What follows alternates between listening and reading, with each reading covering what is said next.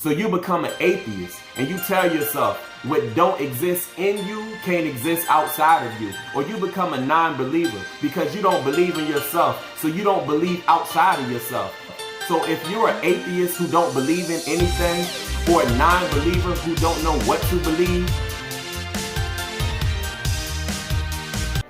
my wife's first pregnancy was supposed to be a natural birth, but it ended up being a C-section. Once she received the epidural, they began to do an emergency operation. She started yelling because she could still feel the scalpel cutting into her skin. The epidural is supposed to prevent you from feeling anything. It's supposed to eliminate all pain. Shortly after that, that's when that good stuff kicked in, and she was out. She went to sleep. That's the last thing she remembered, is going to sleep. Next thing she remembered was waking up. Over the years, they asked the question, is it safe to have a vaginal birth after a C-section? Because a surgical cut results in a scar on the uterus, and the concerns have been raised that the pressure of the labor could cause the uterus to open up and rupture along the scar, causing the mother to bleed out or to cause harm to the baby. But however, according to the American Pregnancy Association, it published studies that show that 60 to 80% of women who had a C-section birth can actually have a successful vaginal birth in the next pregnancy. And my wife was one of those successful ones. During the second birth, my son was born on the way to the hospital.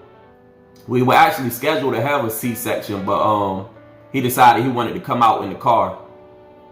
So the third pregnancy, by the time it was my daughter, my oldest daughter, my wife decided to go strong black back in the day style. No epidural, no pain medicine, superwoman, straight superwoman style. She wanted to experience every feeling like in the previous birth with my son, who decided to come out on the front seat on the way to the hospital in a moving car.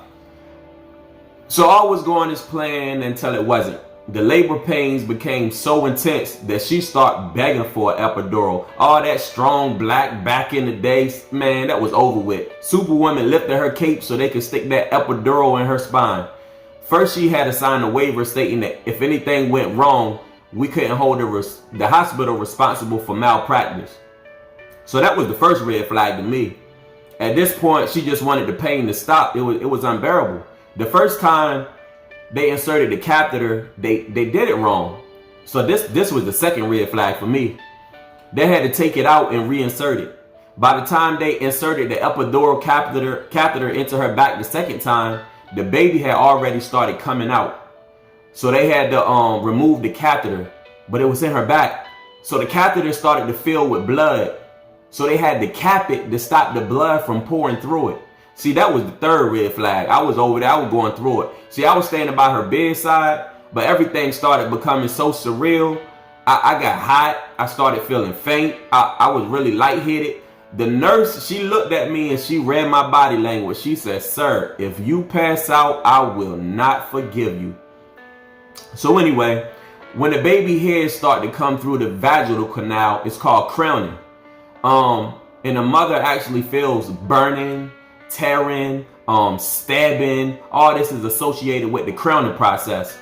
If the epidural was successfully administered, she would have been numb to the pain.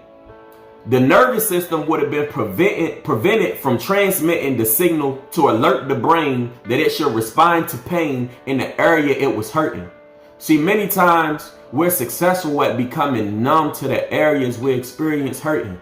When things become too painful and too intense, we want to separate ourselves from our feelings and disconnect from anything that causes us to respond to pain. So to answer the question, is the human brain evolving away from religiosity? Yes, it is. It's evolving away from the 18,000 gods, goddesses, animals, and other objects mankind worship since being expelled from the Garden of Eden. See, we worship because we're created to worship. Everyone worships something, even if it's their own image. Our image is made after God's image. So if you worship your image, you worship the creation instead of the creator. Heaven, earth, and all creations shall pass away. And the only three things that will remain is hope, faith, and love. And God is love. So if you're an atheist who don't believe in anything, or a non-believer who don't know what to believe, truth is, you're experiencing emptiness. You can't feel what you're numb to. It's not that you can't feel, it's the complete opposite. You feel a range of emotions, from loneliness, sadness, feelings of disconnect, feelings of numb. See, numbness is a feeling. It's a direct response to loss, trauma, and other difficult life events. This feeling is a numbing agent that prevents what's down inside you from coming up. It stops what's in the heart from getting to the brain. Numbness is the epidural needle that injects itself into your processing sensory, which prevents you from having the down to top processing experience. Without emotional intelligence, you can't respond to feelings. Lack of emotional intelligence, it numbs you to the fact that feeling emptiness doesn't mean that you're actually empty. It actually is the opposite. An epidural is usually given to a woman, like my wife in childbirth. It's a plastic tube called an epidural catheter inserted into your spine. They warn you that if you move the wrong way, you can become paralyzed. It's possible that you will never feel again. And some of y'all that's experiencing pain don't ever want to feel again. See, what it does is it blocks the nerves that carry pain messages to the brain. Pain relief medication is given through the catheter. If you have an epidural catheter in your heart that medicates the signal of pain that your heart is trying to send to your head, you need to be healed, not medicated. See, numbness is a feeling associated with emptiness. Numbness is the epidural of emptiness. Before you can receive an epidural, it's standard that the area that the epidural will be inserted in, it has to be numb with an anesthetic. In other words, what we do is we first try to ignore the pain, and then we pretend it doesn't exist. And then you get so good at pretending that your pretend becomes permanent. As a permanent pretender, you become a make-believer. Being that God created you and you tell yourself, God is now make-believe. But God created you and not your make-believes. So you become an atheist and you tell yourself, what don't exist in you can't exist outside of you. Or you become a non-believer because you don't believe in yourself. So you don't believe outside of yourself. See, that's that top-down non-believer processing. And Jesus said this: when you hear what I say, you will not understand. When you see what I do, you will not comprehend. For the hearts of these people are hardened, and their ears cannot hear, and they have closed their eyes, so they cannot see, and their hearts cannot understand, and they cannot turn to me and let me heal them. See, but then we got the bottom top believers. And he said, blessed are your eyes because they see, and your ears because they hear. I tell you the truth. This is what Jesus said. Many prophets and righteous people long to see what you see, but they didn't see it. And they long to hear what you hear, but they didn't hear it.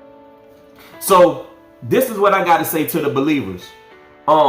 If Jesus said many prophets and righteous people long to see and hear, but they didn't, I say that many prophets and righteous people in these days are like the prophets and righteous people in those days, still longing to see what the disciples seen because we haven't seen it, and still longing to hear what the disciples heard because we haven't heard that word from God. See, but John 4:48, Jesus said, unless you people see signs and wonders, you will by no means believe. That applied to us now like it applied to them back then, even the disciples. See, we have that seeing is believing syndrome. Thomas had to see Jesus' scars before he believed in the resurrection. But he replied, I won't believe it unless I see the nail wounds in his hands, unless I put my fingers inside of him and place my hand inside the wound on his side. But Jesus said to Thomas, put your fingers here. Look at my hands. Put your hands into my side. Don't be faithless any longer, but believe. And Thomas Thomas' response was, "My Lord, my God." See, it's crazy because at that moment, Thomas truly became saved. He truly became born again. He walked with God that whole time. He walked with Jesus that whole time. But he still wasn't saved. Many of us walk with Jesus. Many of us walk with God and we're still not saved. Just because you walk with him don't mean you saved. Thomas said, "My Lord, my God." And the Bible says that if you confess with your mouth that Jesus is Lord and believe in your heart that God raised him from the dead, you will be saved. See, Thomas wasn't saved until he confessed with his mouth, "My Lord, my God," because he finally believed in his heart. See, Thomas confessed with his mouth when he said, "My Lord," and he believed in his heart when he said, "My God." Will you confess with your mouth and believe with your heart? See, Thomas admitted that he was a non-believer. It's possible for us to walk with Jesus as disciples and still not believe. Sometimes we get that Thomas syndrome. We lose faith in our belief until Jesus shows us that he exists in a way that's satisfying to our standards. Until then, we refuse to believe. What are the scars that you need to see first? A scar is a mark that's left behind from a wound that's healed. Many of us still have open wounds. See, Thomas seen the wounds that Jesus died from on the cross, but he needed to see the marks left behind from the wounds of Jesus being healed. He needed to see those scars before he believed. Come to Jesus so he can turn your wounds into scars. If you are a non-believer or atheist or a disciple who walked with God like Thomas, but something happened that caused you to lose belief in your heart, although you still believe in your head, I want you to give your life to Christ today. If you confess with your mouth that Jesus is Lord and you believe in your heart that God raised him from the dead, you will be saved. Let the words of your mouth echo the beliefs in your heart. Thomas said 4 words, "My Lord." Jesus then told him, "Because you have seen, you have believed.